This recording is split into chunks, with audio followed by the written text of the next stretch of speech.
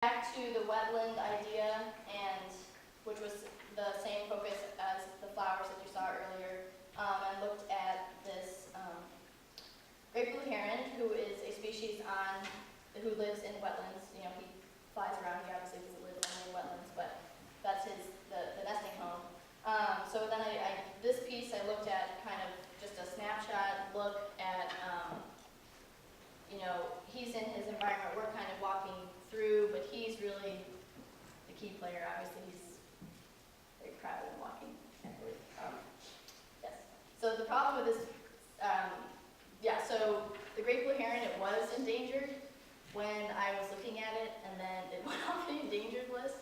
So that's just a nice painting that we have now. He is, you know, his numbers are back, he's rising, and so that was kind of an early struggle I had with this.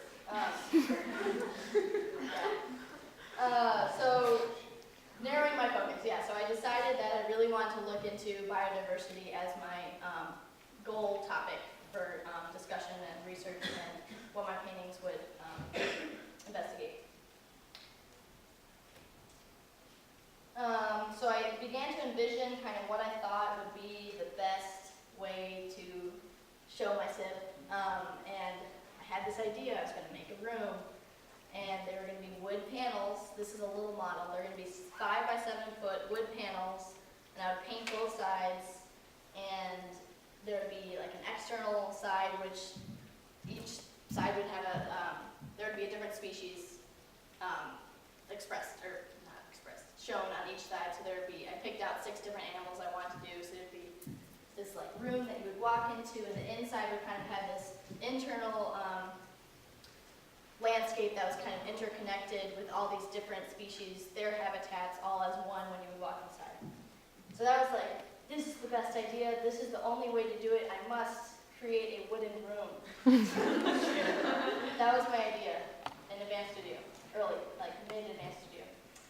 And I knew I wanted to have like some text element where you would hear about, you know, the history of the species, why it's going extinct, and what is happening today to, you know, stop this, and what's the solution.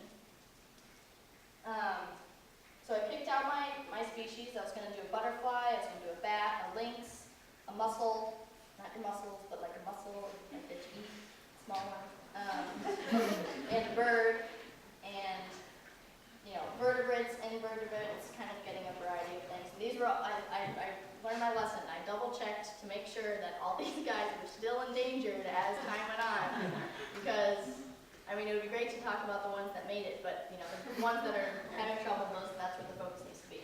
So, those were all great, you know, I mean, not great, but they were endangered, stayed endangered, and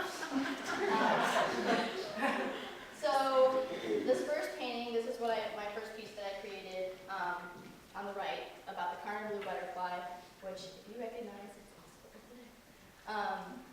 and this piece I kind of looked at there's a symbiotic relationship between the butterfly and the plant that it's on, which is called the lupine, and the larva of the butterfly cannot feed on any other plant besides that one. So if the plant goes away, the butterfly goes away, everything is doomed. So, that was my first investigation, and I knew I wanted to have kind of a focal piece for each species I was investigating, and then, you know, the background would kind of be the habitat that it lives in. So then I also tried out some other ideas.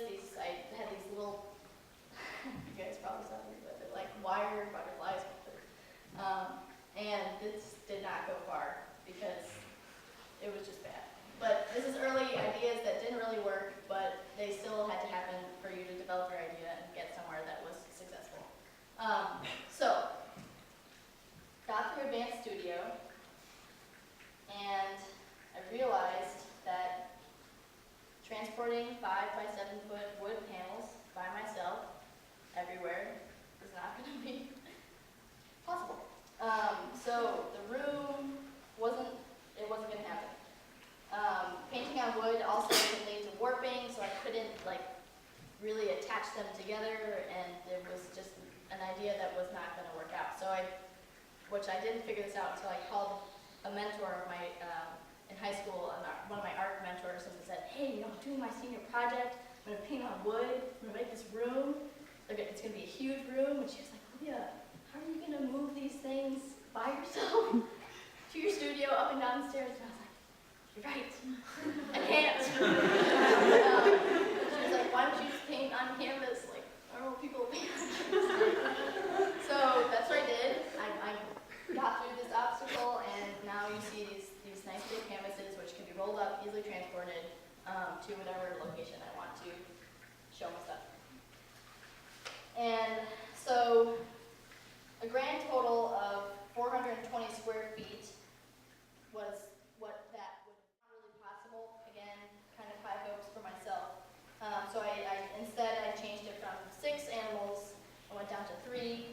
The Ozark hellbender, you'll see them out there. The Ozark hellbender, the Carnival butterfly, and the Kirtland warbler. So this amphibian, you have a butterfly and bird. So I kind of got my act together and realized that some things can be ideas and some things can be reality, and we have to put that together. All right, so, that's all that, what that was. So, we're almost done. I know it's long. January Art Hop. This is, if you guys don't know, Art Hop is a time where the community in Kalamazoo can go to Park Trade Center and see the local artists at work. Their studios opened up. They kind of set up a nice, visually pleasing show of their work that they're doing right now. So the studio art majors, we had this space in Park Trades for Advanced Studio and for Winter Quarter when we're actually making our SIP. So each month you're given an opportunity to show off your stuff, get feedback, see what the general public thinks about it, and yes. So January Art Hop, I displayed my first section. So I limited myself to these 3 species, which I was going to just dive into. So the Carnival butterfly, there's 4 elements now. There's the painting of the species kind of close, zoomed in, and then there's a further back look at its habitat, and then there's also another element to all 3 of the pieces is a haiku that kind of represents the needs and a description and kind of just a general, a different way, a different perspective of looking at this species, so kind of more literary view, yes. So yes, that was January Art Hop. And then February Art Hop, I displayed the same piece, but I also had 2 additional paintings. I had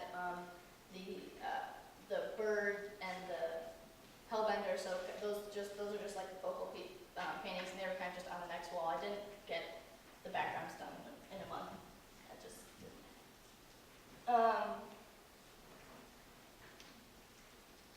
So then, after that, I had midterm review. That was 5th week with the faculty, and you set up your work that you have until 5th, or I think it was 5th week. Was it 5th week? 4th week? 4th week. Okay.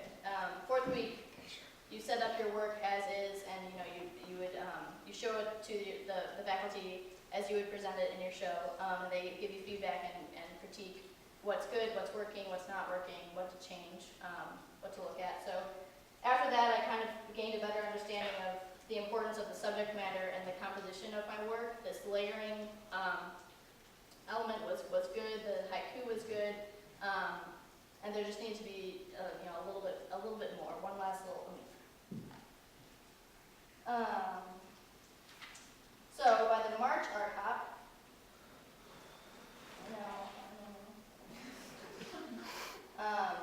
I had my 3 backgrounds painted. I had my 3 focal pieces painted, and I did set up the haikus for this one. Whoa, that looks so weird. Okay, it's fine. And the statements were placed kind of on the wall, like where that door would be, so you would see them either look at the paintings and then see the statement, or vice versa, whatever. So then by week 9, I began to create the final element to my piece, which was this, I titled it A Broader Lens, and it kind of illustrated the downstream effects of losing a species And I looked just at the Kirtland warbler, and birds, they eat bugs. If we don't have birds, we have more bugs. If we have more bugs, the bugs eat our food. And so there's just like this cycle that will occur if we lose birds. And specifically in Michigan, this is a Michigan-specific species. So crops in Michigan, the big one is corn, and there's a certain bug that the warbler eats that attacks the roots of corn, and so when it grows, you don't see that it's bad until you open it. So that's kind of like which would suck if you see all your fresh corn, and then you're ready to harvest them, and then you open them, and they're just rotten and moldy and gross. Really bad. So that was kind of looking at, what would really happen if one of these species went extinct. And so that was what you'll see is the corn painting in there. And then I also added this other element, which is kind of a graphic piece that identified larger issues. As I said earlier, there's a lot of environmental issues happening, and climate change is the big one. But I, chose to just focus on biodiversity. So which is the globes, which you can get a little peek over there. This piece kind of shows how interconnected everything is, and how if there's a problem with one level of the ecosystem, it's going to affect everything around it. And the wetland, if you lose the wetland, you lose everything around it as well. Yes. So for my final SIP presentation, I had 7 paintings, 3 haikus, and this one graphic. And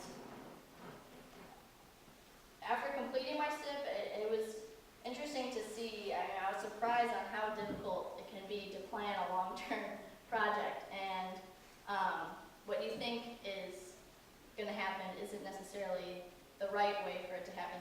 My idea about the room, I was like, this is the only way. They can only be sucked in if I put them in a space where they are surrounded by paintings, which is kind of what you get over there, but not really. So working with Sarah, she really helped me to, there may be this solution that you have, but there are maybe other solutions that may be better. So yeah, planning out the visual elements as well as the structural elements, it takes a lot of time, a lot of work. And yeah, it comes with a lot of wrong ideas. Water butterflies, bad news. Wood is bad news. But I do believe that, working down at Park Trades, it was a very rewarding experience to have that opportunity to kind of act as though you are an artist in Kalamazoo, and you're trying to, for my piece at least, raise awareness about an issue that is important to everybody. And yeah, I thoroughly enjoyed it, accepting feedback and constructive criticism, as well as receiving compliments at times. The art department has brought me a number of great experiences throughout my 4 years, developing my technique, expressing my style, and feeding my curiosity.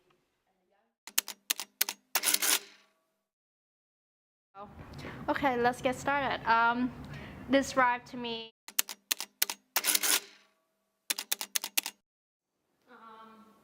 So describe to me what a SIP is and what are different components of the SIP, the art department.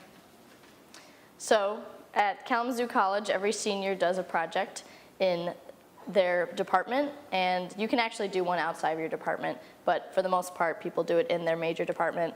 And for the art majors, you design a project that is either in your medium, usually it's in your medium, so drawing, painting, sculpture, ceramic, photo, design,